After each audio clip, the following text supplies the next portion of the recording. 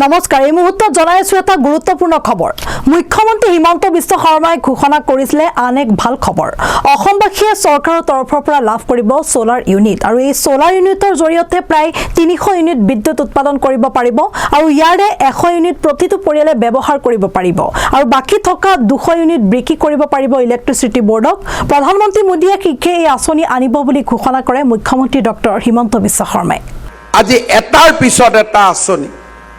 এতিয়া মোদী ডাঙৰীয়া এটা নতুন আঁচনিৰ কথা কৈছে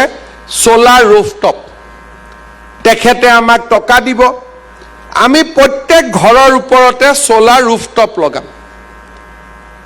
তাৰ পৰা বিদ্যুৎ উৎপাদন হ'ব 300 ইউনিট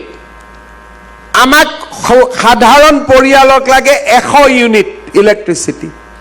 200 ইউনিট আমি ইলেক্ট্ৰিচিটি বৰ্ডক বিক্ৰী কৰি দিম নিজৰ বিলৰ টকাটো দিব নালাগে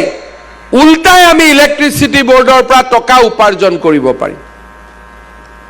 সোলাৰ ৰুফটপৰ এটা ডাঙৰ আঁচনি মোদী ডাঙৰীয়াই লৈ আহি আছে ডাঙৰ ডাঙৰ নেশ্যনেল হাইৱে জল জীৱন মিছন কিমান কাম আমি যোৱা মোদী ডাঙৰীয়াৰ নেতৃত্বত আমাৰ হ'ব পাৰিলে আপোনালোকে আচৰিত হ'ব শুনি 2014 চনৰ পৰা আজিলৈকে অসমৰ 80 লাখ পৰিয়ালে দৰিদ্ৰতাৰ পৰা কবলৰ পৰা মুক্ত হ'ব পাৰিছে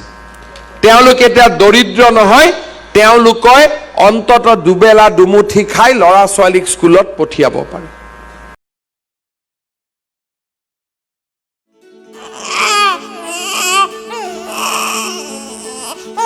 অভিনন্দন আপোনাৰ এজনী ছোৱালী জন্ম হৈছে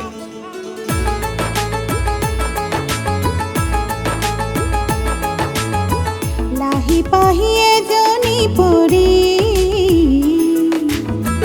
আহিলে ঘৰখন উজলি